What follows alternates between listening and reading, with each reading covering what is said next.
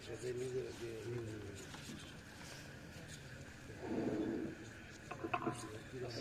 عليكم ورحمة الله وبركاته. وعليكم السلام ورحمة الله. إن الحمد لله نحمده ونستعينه ونستغفره ونعوذ بالله من شرور أنفسنا ومن سيئات أعمالنا. من يهده الله فلا مضل له ومن يضلل فلا هادي له.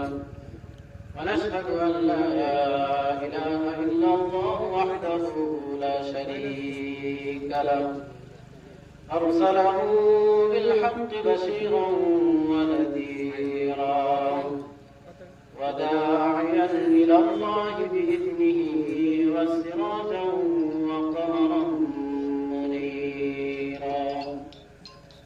أما بعد فإن خير الحديث كتاب الله وخير الهدي هدي محمد صلى الله عليه وسلم وشر الأمور محدثاتها وكل محدثة بدعة وكل بدعة ضلالة أو كما قال عليه الصلاة والسلام.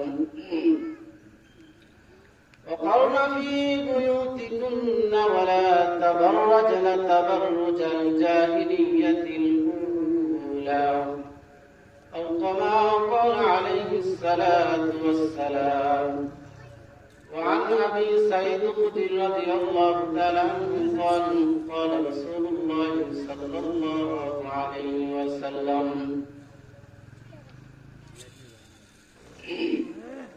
কেউ বা বলে গণক ঠাকুর,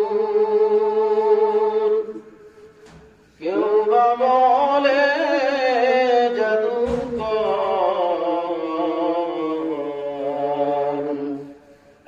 কেউ বা বলে গণক ঠাকুর, কেউ বা বলে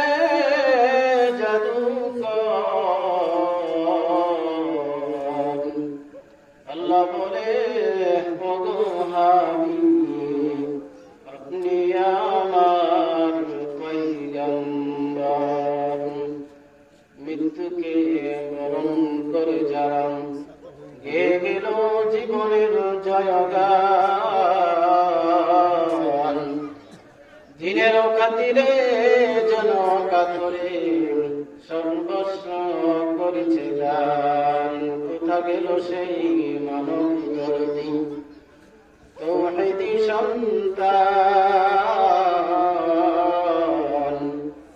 কোথা গেল সেই সোনার মানুষ, কোথা গেল সেই মানবতা, কোথা গেল সেই আবু বকর, কোথা গেল সেই উমরের শাসন। অর্ধ পৃথিবী শাসন করেছেন যিনি, ছিঁড়াতালি জামা গায়ে, আটার বস্তা কাঁধে করে নিয়ে বিলিয়ে দিয়েছেন দুঃসময়ে। কোথা গেল সেই মানব দরদি তৌহিদি সন্তান, কোথা গেল সেই সোনার মানুষ, কোথা গেল সেই মানবতা। ইয়া ইলাহি হামলে তো কো পৌঁছা দো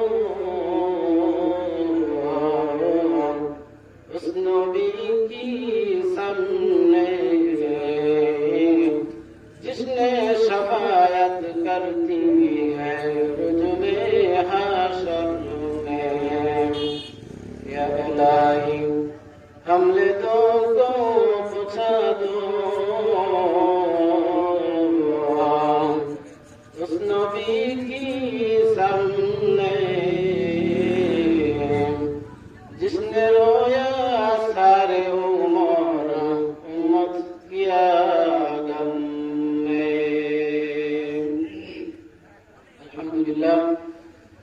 পাকের দরবারে লাখ কোটি শুকরিয়া যে মহান রব্বুল আলামিন আমাদেরকে অত্যন্ত মহব্বত করে হায়াতের জিন্দেগি সুযোগ দিয়ে আল্লাহ তাআলা আমাদেরকে দ্বীনি মজলিসে বসা এবং কিছু কথা শোনা এবং এর মাধ্যমে আমাদেরকে দ্বীনি কিছু কথা আমল যেন করতে পারি সেই উদ্দেশ্যে আল্লাহ রাব্বুল আলামিন আমাদেরকে যে তৌফিক দান করেছেন সেজন্য মহান রব্বুল আলামিনের দরবারে কৃতজ্ঞতা জ্ঞাপন করে নেই সকলে বলি আলহামদুলিল্লাহ। অতঃপর দরুদ বর্ষিত হোক জনাবে মুহাম্মদুর রাসূলুল্লাহ সাল্লাল্লাহু আলাইহি ওয়াসাল্লাম, যিনি আমাদেরকে কাল কিয়ামতের ময়দানে সুপারিশ না করলে আমরা কেউ জান্নাতে যেতে পারবো না। ওই নবীর পর সকলে বলি আল্লাহুম্মা সাল্লি আলাইহি আল্লাহুম্মা বারিক আলাইহি। আজকের সংক্ষিপ্ত আলোচনা হচ্ছে নারীর পর্দা এবং বর্তমান সমাজের অবস্থা সম্পর্কে। আল্লাহ তাআলা যদি তৌফিক দান করে তাহলে কিছু কথা বলবো। মা তৌফিক ইল্লা বিল্লাহ আলাইহি তাওয়াক্কালতু ওয়া ইলাইহি উনীব। আমরা সম্মানিত উপস্থিতি, আমরা সালাতের বিষয়ে যতটুকু আমরা সচেতন, যাকাতের বিষয়ে আমরা যতটুকু সচেতন, অন্য ইবাদতের ক্ষেত্রে, রোজার ক্ষেত্রে অথবা অন্য কোন ইবাদতের ক্ষেত্রে আমরা যত সচেতন থাকি, কিন্তু আমরা পর্দার বিষয়ে অত সচেতন নয়। কেননা নামাজ এমন একটি জিনিস, এশারের পরে কমপক্ষে 7 ঘন্টা 6 ঘন্টা করে ফজরের সময় হবে। একটু মনোযোগ দিয়ে শুনবেন, আশা করি ইনশাআল্লাহ ফায়দা হবে। এশারের নামাজের পর কমপক্ষে 6 থেকে 7 ঘন্টা পর্যন্ত এর মাধ্যমে ফজরের ওয়াক্ত হয় না, দেরি হয়।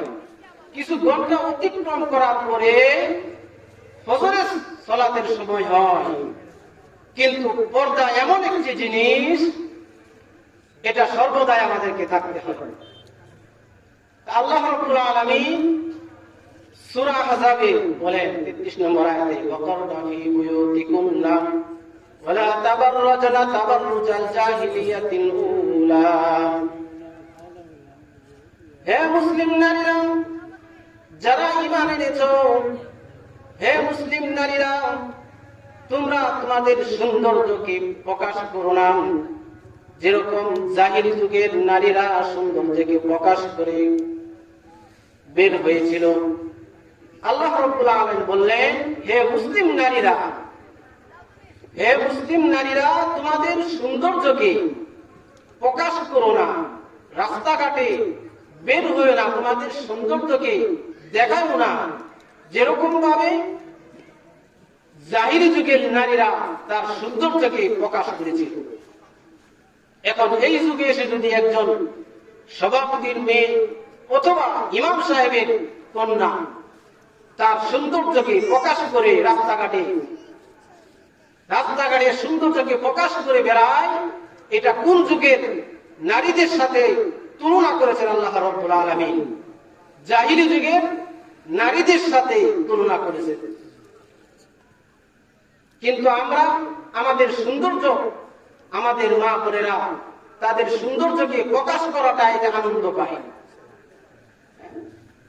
কিন্তু পর্দা এমন একটি জিনিস, 11 মাস পরে সিয়ামের দিন আসে, রমজান মাস আসে, ফজরের পরে যোহরের রক্ত আসে, যোহরের পরে আসরের রক্ত আসে, আসরের পরে মাগরিবের রক্ত হয়, মাগরিবের পরে এশার হয়। এটা কিছু ঘন্টা অতিক্রম করার পরে। আর আল্লাহ রাব্বুল আলামিন এমন একটি আইন আমাদের জন্য নির্ধারিত করে দিলেন, যে আইন সর্বদাই যারা ঈমান এনেছে, হে মুসলিম নারী যারা ঈমান আনয়ন করেছো, তোমাদের সৌন্দর্যকে জাহিলি যুগের নারীদের মতো তোমাদের সৌন্দর্যকে প্রকাশ করো না। এখন আমাদের সমাজের মধ্যে মা বোনেরা যারা আছে তাদের সৌন্দর্য রাস্তাঘাটে যত সাজগুজ আছে, এটা রাস্তাঘাটে বের হলেই বোঝা যায় মুসলিম না অমুসলিম, এটা বোঝা যায়। কিন্তু আল্লাহ রাব্বুল আলামিন নিষেধ করেছেন। আল্লাহ রাব্বুল আলামিন বলেন এবং তার রাসূল সাল্লাল্লাহু আলাইহি ওয়াসাল্লাম বলেন, ওয়াত্তাকুদ দুনিয়া ওয়াত্তাকুন নিসা, তোমরা দুনিয়া থেকে সাবধান এবং নারী থেকে সাবধান। দুনিয়া থেকে তোমরা সাবধান হও এবং নারী থেকে সাবধান হও। কেননা বানী ইসরাইলদের মতো এমন একটি দল, বানী ইসরাইলদের মতো এমন একটি জাতি, এমন একটি কওম, তারা ধ্বংস হইতে শুধুমাত্র নারীদের কারণে। আজকে আমরা নারীদের থেকে আমরা বেশি দূরে নয়, আমরা অনেক বিপদে আছি। পর্দা এমন একটি জিনিস, এই পর্দার কারণে আমি যত নামাজ ইবাদত করি না কেন, মা বোনেরা যারা এসেছেন তাদেরকে লক্ষ্য করে বলতেছি, দিনী মুসলিম ভাইয়েরা যারা এসেছেন, আপনি যদি আপনার পরিবার, আপনার স্ত্রী, আপনার কন্যা যদি বিন্দু পরিমাণ পর্দার বেফেল হয় অথবা পর্দা বরখিলাপ করে, তাহলে আপনি যত নামাজ পূজা করেন না কেন আপনি দায়ুস হয়ে যাবেন। দায়ুসের জন্য জান্নাত হারাম। আমরা পবিত্র শুক্রবার দিন একজন হাজী সাহেব, একটু মনোযোগ দিয়ে শুনবেন, একজন হাজী সাহেব শুক্রবার দিন, পবিত্র শুক্রবার দিন তিনি সবার আগে যদি মসজিদে আসে, তাহলে আল্লাহ রাসূল সাল্লাল্লাহু আলাইহি ওয়াসাল্লাম বলেন তাকে একটি উট কুরবানির সওয়াব তার আমলনামায় দেওয়া হবে। সুবহানাল্লাহ। এটা একটি গুরুত্বপূর্ণ ফজিলতের হাদিস। কিন্তু আমরা উট কুরবানি নেকির উদ্দেশ্যে বাড়ি থেকে যখন বের হয়েছি, আমাদের নারীদেরকে সচেতন করেছি। এদিকে আপনি উট কুরবানির নেকির জন্য, এদিকে আপনি উট কুরবানি নেকির জন্য 10টা 11 থেকে মসজিদে এসে বসে রইলেন, আর আপনার অধীনস্থ মেয়েরা, আপনার স্ত্রী, আপনার মেয়ে, তারা বাড়ি থেকে বের হয়ে রাস্তাঘাটে, পুকুরে, টিউবওয়েলে পানি আনার জন্য বেপরোয়াভাবে গেল। এদিকে উট কুরবানি নেকির জন্য আমরা আসলাম, আর ওদিকে আমরা তলা ছিদ্র করে এসে আসলাম। কিভাবে? কলসির যে কলস, এই পাতিলের যে ছিদ্র, তলা ছিদ্র মানে নারীরা বেপরোয়া থাকার কারণে কিয়ামত পর্যন্ত যদি আপনি যে কলসি যা কলস যা পাতিল, এই পাতিলের নিচ দিয়ে যদি আপনার ছিদ্র থাকে আর উপরে যদি আপনি যতই পানি দেন, কিয়ামতের আগ পর্যন্ত সেই কলসি আর ভরবে না।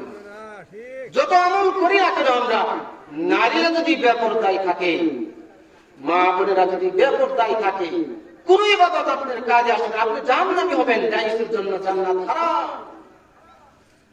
আল্লাহ রাসূল সাল্লাল্লাহু আলাইহি ওয়াসাল্লাম বলেন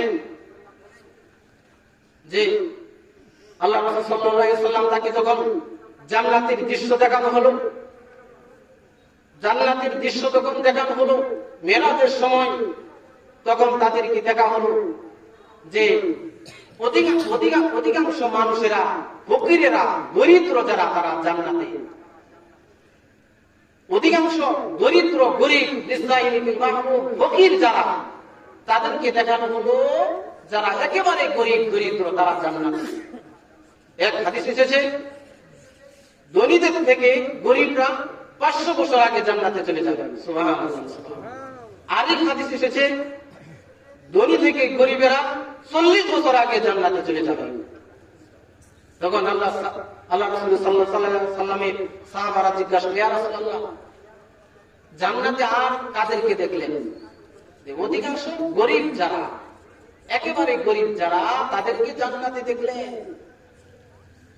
আর একেবারে তাদেরকে যখন জান্নাত যখন দেখানো হলো আর যখন জাহান্নাম দেখানো হলো, তখন জাহান্নামের দৃশ্য বললেন, অধিকাংশ মেয়েরা তারা জাহান্নামে কি জন্য হয়? কুফরি করার কারণে।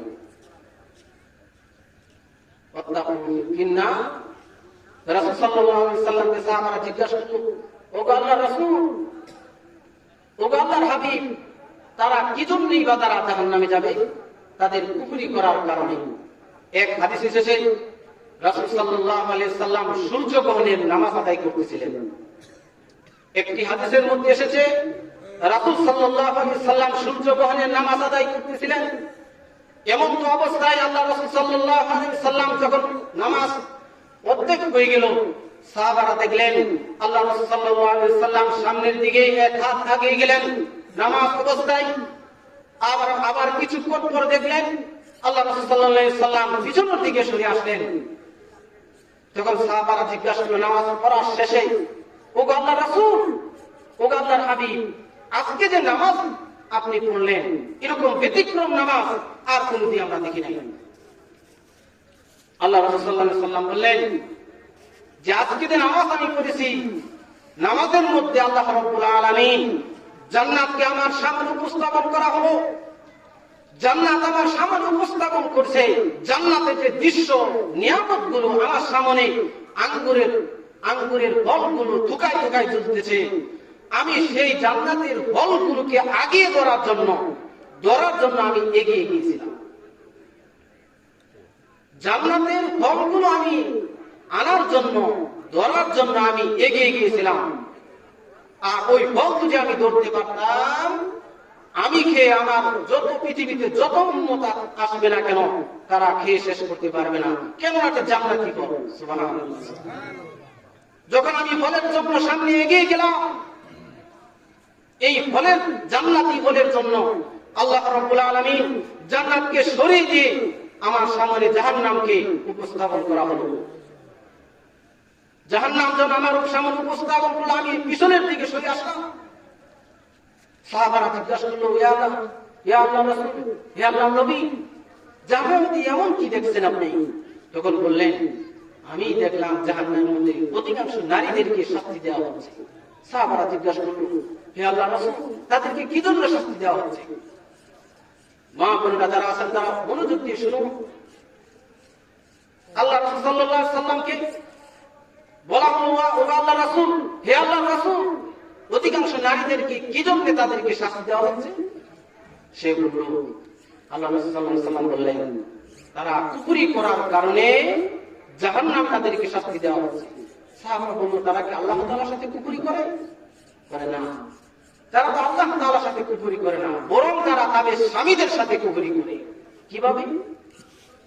আল্লাহ রাসূল সাল্লাল্লাহু আলাইহি ওয়াসাল্লাম বললেন, তুমি যখন বিবাহ করেছো, তোমার বাসনঘর থেকে শুরু করে এই পর্যন্ত তোমার স্ত্রী যখন যা চেয়েছে, তুমি যখন বিবাহ শেষ থেকে এই পর্যন্ত তোমার স্ত্রী, তোমার পরিবার যা চেয়েছে, তোমার স্ত্রী, তোমার ওয়াইফ যা চেয়েছে সব দিয়েছো। এমন একটি মুহূর্তের মধ্যে তোমার স্ত্রী এমন একটি জিনিস চাইলো, উপরকম চাইলো, হাদিয়া চাইলো, সেই মুহূর্তে তুমি দিতে পারলে না। তখন বললো, মা ওয়াইফ মিনকা খায়রান কত, তোমার জীবনে আমি কোনদিন সুখ পাই না। দেখবেন মহিলারা সারা জীবন অনেক কিছু আপনার স্ত্রীকে দিয়েছেন, কোন একটি সময়ের মধ্যে আপনার স্ত্রীকে এমন একটি জিনিস দিতে পারেন নাই, তিনি কি বলবে, তোমার জীবনে আমি কোনদিন সুখ পাই নাই। এক কথা দিয়ে সব মুছে ফেলে দিবে।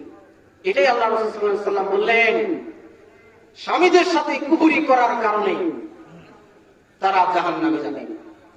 কিভাবে?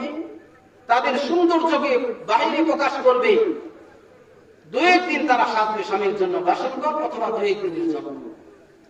বৈশাখ মাসে অথবা অগ্রহায়ণের দিন ধানের কাজ করে সরিষা মারে, সরিষা মারানোর পরে তাদের গামা শরীর নিয়ে আপনার সাথে রাত্রি যাপন করবে। কিন্তু তার করণীয় ছিল তার কাপড়টা পরিবর্তন করে, গন্ধযুক্ত কাপড়টাকে পরিবর্তন করে সে যে আপনার সাথে শোয়া, কিন্তু তিনি তা করেন নাই। না করার কারণে এটি একটি আপনাকে অমূল্যায়ন করার কারণে। আর যদি বলেন, আগামীকাল কি তোমাকে আমি টাঙ্গাইলে এমন একটি জায়গায় নিয়ে যাবো, বিয়ার অনুষ্ঠান আছে অথবা একটি পার্টি আছে, সেখানে যাবেন, দেখবেন সকালে উঠেই দেখবেন সাজা কারে কয়, ও কত প্রকার সাজা, সাজ কারে কয়, কত প্রকার সাজা, ও কি কি দেখবেন সাজ করে রেডি হয়ে আছে। কিন্তু আল্লাহ রাসূল সাল্লাল্লাহু আলাইহি ওয়াসাল্লাম বলছেন, যারা স্বামীর সাথে যারা কুফরি করে, যে নারীরা তাদের স্বামীর সাথে যারা কুফরি করে, তাদেরকে অধিকাংশ নারীদেরকে জাহান্নামে দেওয়া হবে। আরেক কুফরি হচ্ছে আল্লাহ তাআলার সাথে কুফরি। ওটা আল্লাহ তাআলার সাথে যারা কুফরি, ইন্নাল্লাযীনা কাফারু ওয়া মাতু ওয়া হুম কুফারুন উলাইকা আলাইহিম লানাতুল্লাহি ওয়াল মালাইকাতি ওয়ান নাসি আজমাইন।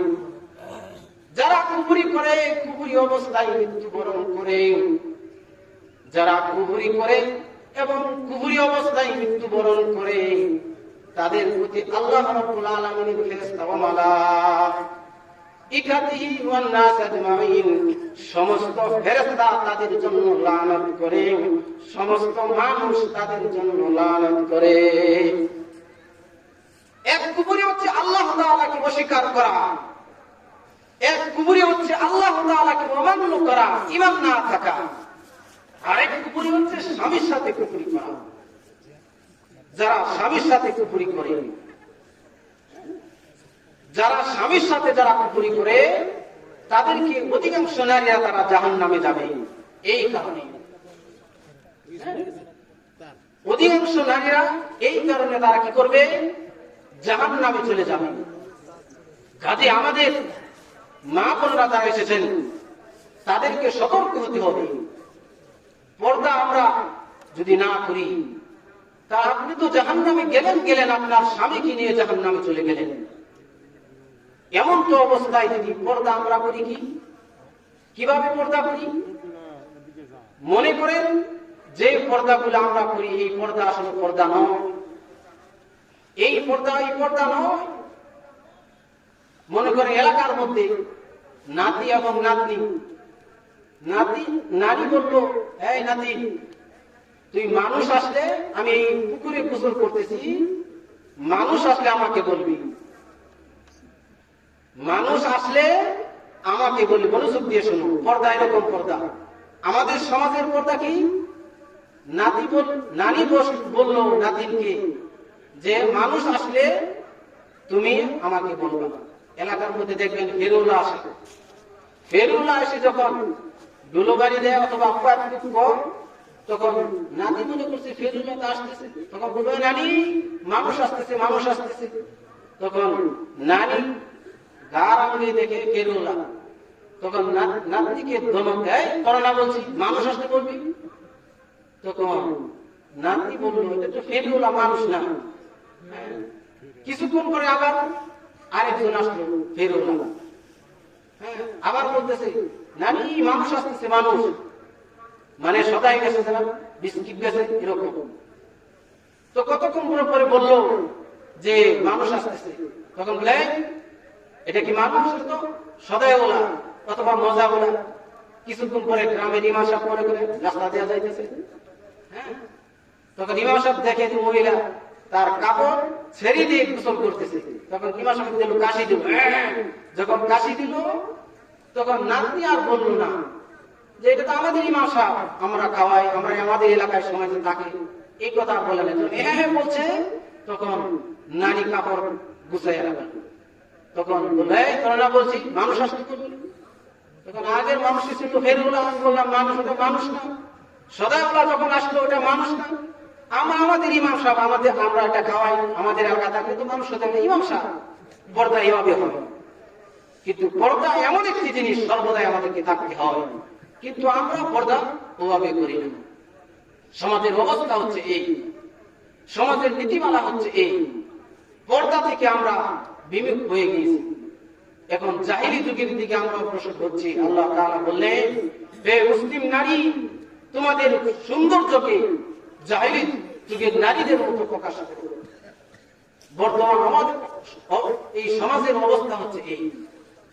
রাসূল সাল্লাল্লাহু আলাইহি সাল্লাম কোন একটি মজলিসে বসে আছেন, দেখেন একটু মনোযোগ দেন।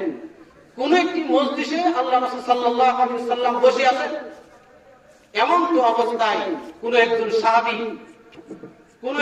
সাহাবী তার সামনে তরল খাবার দেওয়া হয়। একটু মনোযোগ দিন।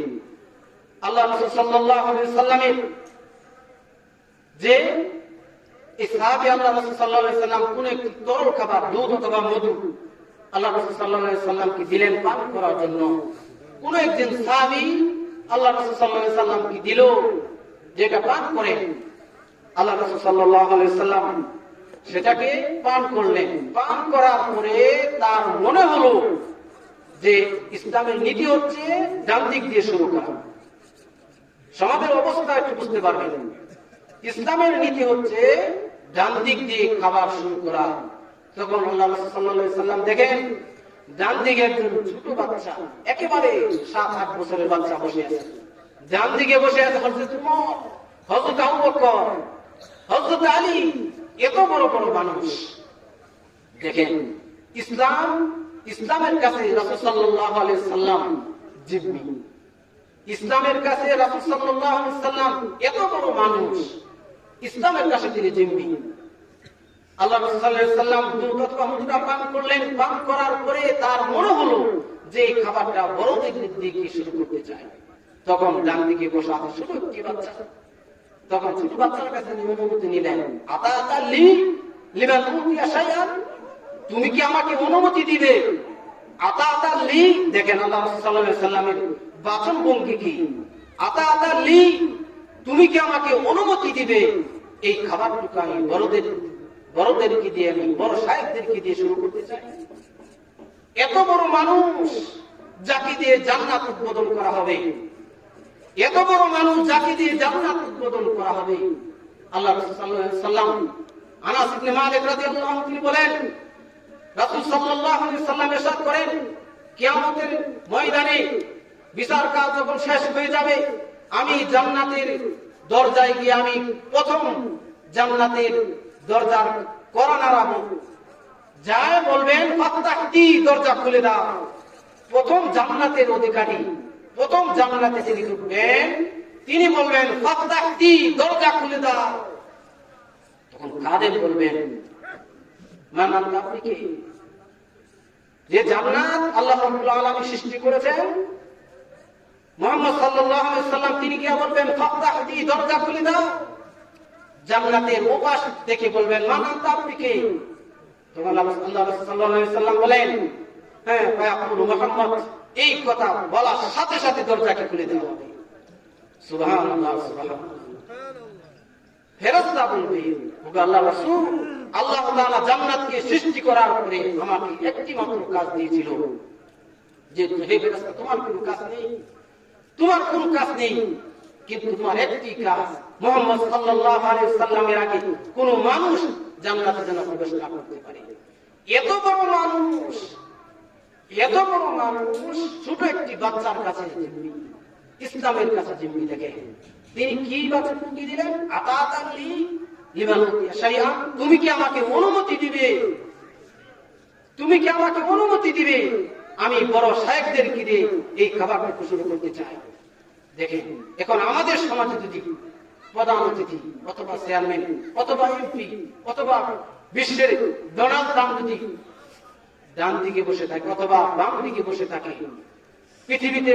পৃথিবীর সর্বশ্রেষ্ঠ ক্ষমতাধর ডোনাল্ড ট্রাম্প যদি বাম দিকে বসে থাকে, অথবা আপনার সমাজের মধ্যে একেবারে দরিদ্র ইসরাঈল বিল মাহরুম যারা মানুষের বাড়িতে চেয়ে চেয়ে বেড়ায়, তিনি যদি এই সমাজের মধ্যে ডান দিকে বসে থাকে, অথবা পৃথিবীর কাবা শরীফের ইমাম সাহেব যদি বাম দিকে বসে থাকে, আপনি বলেন কোন দিক দিয়ে শুরু করবেন? ইসলামের নীতি হচ্ছে ডান দিক দিয়ে শুরু করা। দেখেন আল্লাহ রাসূল সাল্লাল্লাহু আলাইহি সাল্লাম পারতেন ওই বাচ্চাকে, হে বাচ্চা তুমি পরে খাও, এই বাচ্চা তোমাকে আমি পরে দেই, ধমক দিতে পারতেন। তিনি কি বললেন, হে বাচ্চা তুমি কি অনুমতি দিবে, তুমি কি আমাকে অনুমতি দিবে আমি কি বড়দের কি দিয়ে শুরু করতে চাই। দেখেন ইসলাম কত সুন্দর, যে ইসলাম আমাদেরকে মানবতা শেখায়, সন্ত্রাসী শেখায় না, যে ইসলাম আমাদেরকে সামনের দিকে এগিয়ে দিতে চলে শেখায়, মানুষের সাথে ভালোবাসা মহব্বত শেখায়। সেই ইসলাম ছেড়ে দিয়ে আমরা কি করলাম, বিজাতিদের ধর্ম আমরা গ্রহণ করলাম। বিজাতিদের ধর্ম গ্রহণ করার কারণে আমাদের ঈমান কিভাবে চলে যায়, ঈমান আমাদের কখন চলে যায় আমরা নিজেরাও বুঝতে পারি না।